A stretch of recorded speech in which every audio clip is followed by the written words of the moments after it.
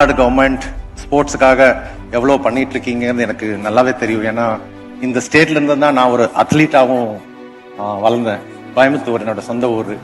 DG sports authority of Bihar என்னைய post பண்ண உடனே முதல்ல வந்து என்ன பண்ணணும்னு ஸ்டடி பண்ணதே வந்து தமிழ்நாட்டுக்கு தான் வந்து ஸ்டடி பண்ணேன் சார்.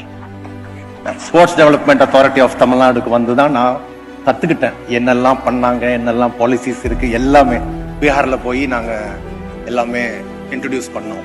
பீகார் ஜார்க்கண்ட் செப்பரேஷன் ஆனதுக்கு அப்புறம் 2000ல செப்பரேஷன் ஆயிருச்சு ரெண்டு ஸ்டேட்டுமே. அதுக்கப்புறம் பீகார் ஸ்டேட் வந்து நேஷனல் கேம்ஸ்ல பேர் வராமே இருந்துச்சு. மெடல் ஸ்டாலில கேலோ இந்தியா யூத் கேம்ஸ்லயும் நீங்க கண்டக்ட் பண்ணீங்க sir last year 6th edition.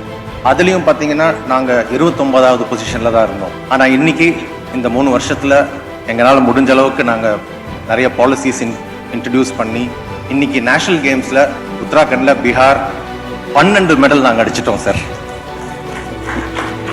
20 வருஷம் ஒண்ணுமே இல்லாம இருந்துச்சு, 25 வருஷம் 0. ஆனா இப்போ நாங்க 12 மெடல் 22வது பொசிஷன்ல இருக்கோம். அதே மாதிரி இப்போ நீங்க பண்ணதுக்கு அப்புறம் 7th கேலோ இந்தியா எடிஷன் நாங்க தான் பண்ணோம். அதுலயும் பாத்தீங்கன்னா நீங்க பண்ணப்போ தமிழ்நாட்டுல பீகாருக்கு கிடைச்ச மெடல் 5 தான். ஆனா நாங்க இப்போ 36 மெடல் அடிச்சிருக்கோம் சார். 36 மெடல் அடிச்சிருக்கோம். Thanks to you.